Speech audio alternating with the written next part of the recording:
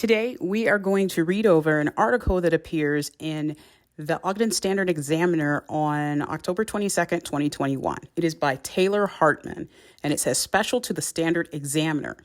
Now, at this point, the investigation, which started in October of 2020 into Operation Underground Railroad, has been going on for about a year. There hasn't been a lot of information up to this point. So since there's not much information, let's see what these journalists have pulled together for us. It starts out, and I'm just going to read the article today, and then we're going to dig into some of the hyperlinks they have in here in the next episode because the article's a little long, and my voice is not used to this. So I'm just going to read through the article this time, and then we'll dig into it next time. And I was able to find a lot of the links on the Wayback Machine so we can actually read the actual press releases that Operation Underground Railroad put out about these situations that this article discusses. Okay, let's go. First, we start off with an editor's note.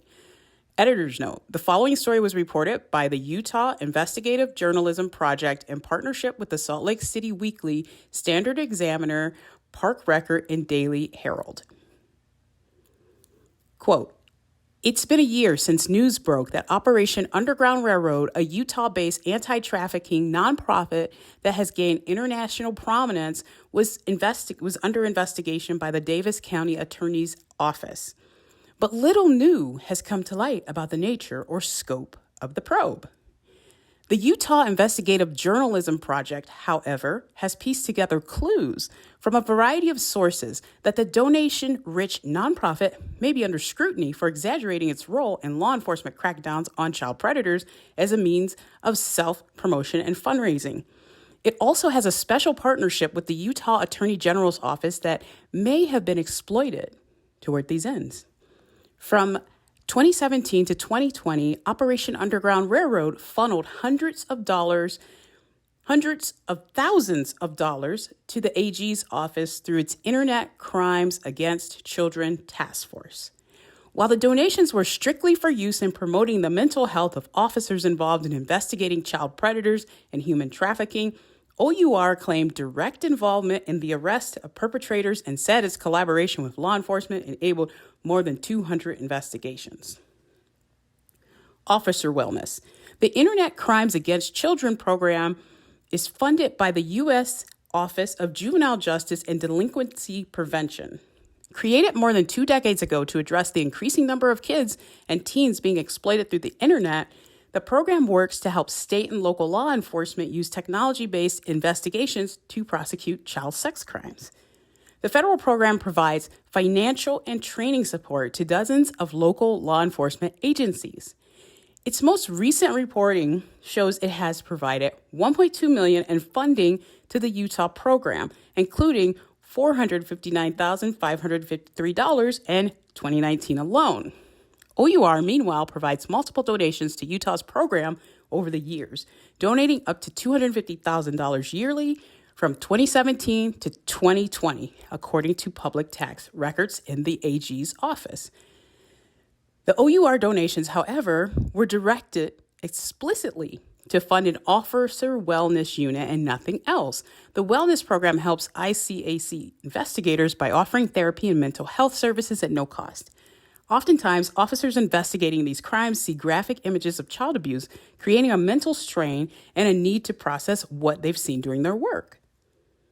We've been approached by O.U.R. to donate to our Internet Crimes Against Children Task Force. We told them we'd be interested in that if the money could be used for the Officer Wellness Program to extend it statewide, said Luo Lucy, chief of the AG's Criminal Investigations Division. Started in 2013, the wellness program ran on a limited basis until 2017. As budget constraints meant only a few officers could avail themselves of its services. In 2017, the budget was expanded to $750,000 annually due to the donations, and its services were offered to all officers involved in the ICAC operations. Indications of the claimed extent of O.U.R.'s involvement in the ICAC program might be questionable were first raised in an Instagram post by Davis County Attorney Troy Rawlings. I just want to stop end quote, for a minute. I just want to stop right there and say that's actually not true. We know that there was an article written by Lynn Packer back in 2017 that says, oh, there's a possible probe maybe going to happen. So this is actually a false statement in this article. And I wonder why they don't mention that first article from 2017. Because obviously, if you're questioning things in March 2017, this is not the post that Troy Rawlings puts up in 2020 is not the first time that things are being questioned. So why wouldn't you include that information? Okay, let's get back to the article. Quote, in a message posted before news broke of his investigation into the organization, please beware of any individual, entity, or organization who solicits your money and may be claiming credit for work to protect children that is actually done by our task force and or other law enforcement organizations in Utah and around the world. Get the details before parting with your cash. They have absolutely zero involvement in any of these arrests and successful prosecutions you see on display on the wall of shame in the Davis County Attorney's Office. O.U.R. was never specifically named in that or other similar post. When the Utah AG's office became aware that O.U.R. was under criminal investigation, it terminated its financial ties to the nonprofit, spokesman Richard Payette said. It wasn't the first time a law enforcement agency severed ties with O.U.R. Last year, the Washington State Patrol stopped accepting donations from the Utah nonprofit that had helped fund its controversial Operation Net Nanny Strings, which resulted in the arrest of nearly 300 accused child predators, but which critics accused of entrapment. When asked about O.U.R.'s partnership with the Washington State Patrol, a spokesman for the agency told the Spokesman Review in May that it became increasingly apparent that O.U.R. needed us more than we needed them, and they were using our success in the promotion of their activities. End quote. I just want to say, when we go through this and kind of dig into it, you'll see that that is not a complete quote. And it's very interesting what they chose to leave out here in this particular quote that they take from the Spokesman Review. Okay, let's get back to the article. Quote, extensive investigations by the news organization Vice have also sounded the alarm about O.U.R.'s inflated claims of being in the forefront of the anti-trafficking fight and its integral collaboration with law enforcement. What we found aren't outright falsehoods, but a pattern of image burnishing and mythology building, a series of exaggerations that are, in the aggregate, quite misleading, Vice reported in December. More recently, Vice reported it had confirmed through anonymous sources that the Utah investigation by Rawlings had widened to include involvement by the FBI. End quote. Okay, and I just want to add here that the article that appears in Vice, one of the contributors is named Meg Conley.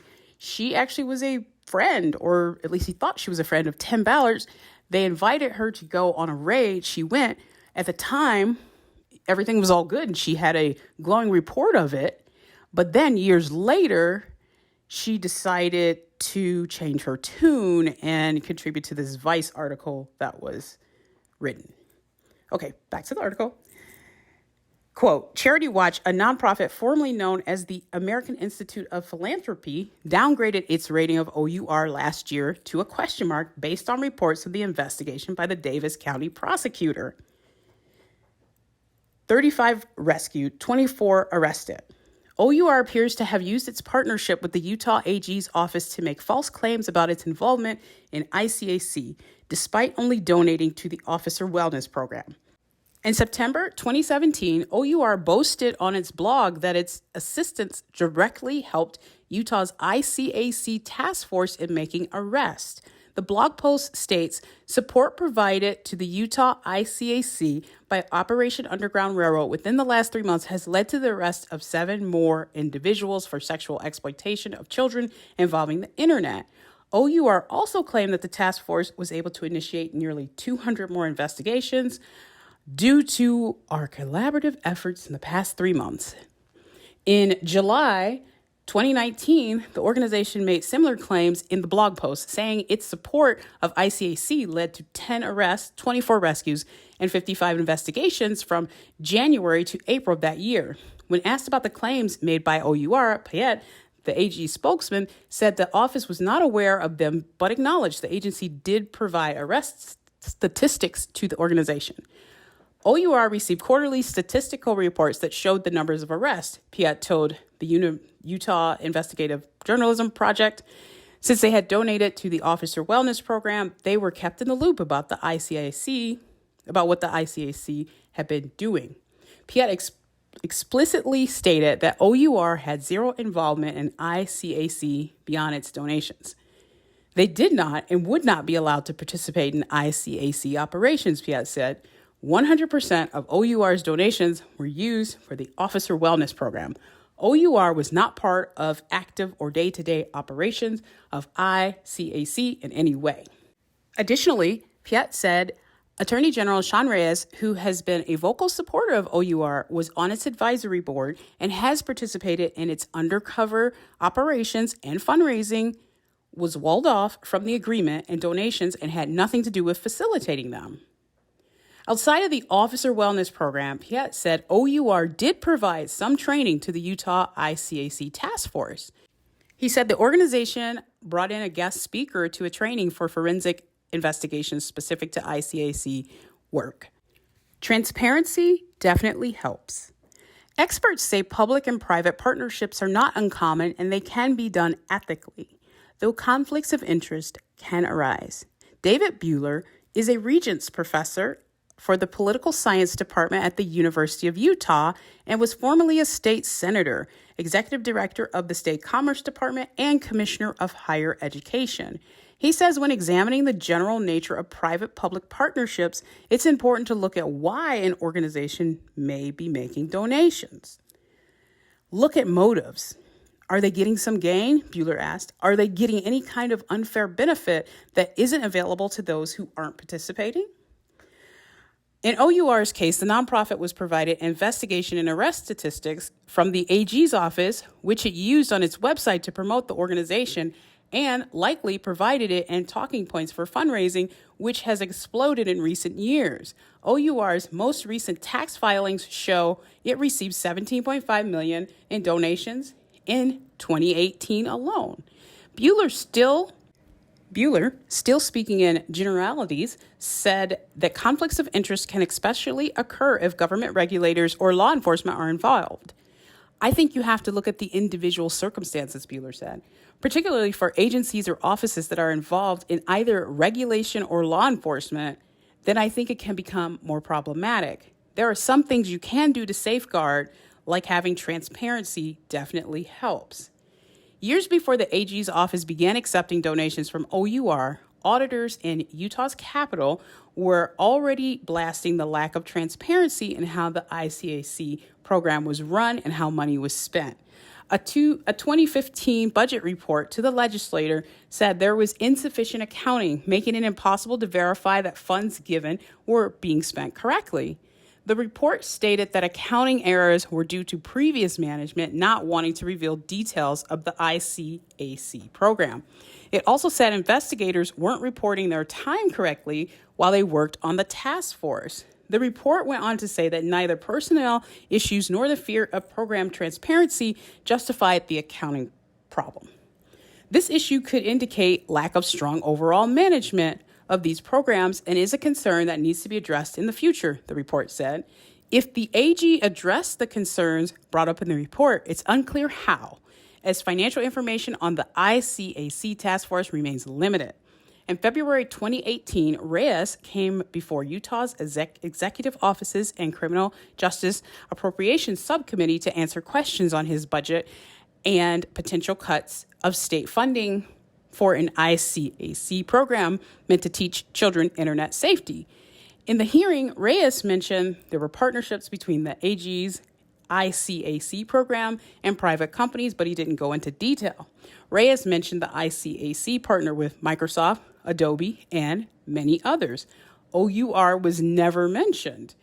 Because of our private partnerships that we have, over $200,000 for our mobile forensic unit that helped our ICAC team was purchased, Reyes said. He also boasted about the officer wellness unit, saying the AG's office was able to secure funding for the unit without ever coming to the state for more money. We haven't come to the state, Reyes said. We've been able to subsidize that. And he's talking about the officer wellness unit. Aside from Reyes speaking about the ICAC budget in 2018, details about the nature of the unit's funding was scarce or non-existent. On Utah's public-facing transparent budget portal, the task force has no information beyond its revenue and expenditures, making it impossible to discern how the office was spending funds it received from O.U.R. or other private organizations.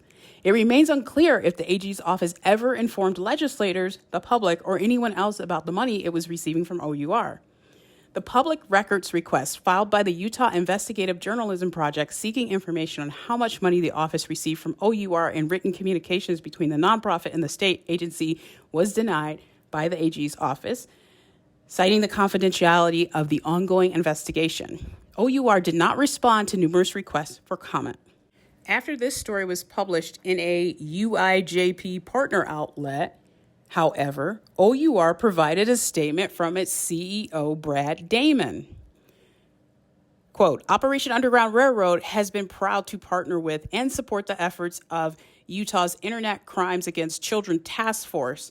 We remain appreciative of ICAC's work to protect children and bring predators to justice. Throughout the years of our support for the Utah ICAC, we have been informed that our funding was being used for ICAC's investigations that directly led to arrest and supported other important law enforcement functions. We respect that ICAC makes its own decisions on the use of its funding, including any appropriate mental health services to be made available for law enforcement personnel. That is the end of the article. Now, that was long. When we come back to this next time, like I said, we're going to go into the actual press releases that O.U.R. put out about the arrests that they're referencing.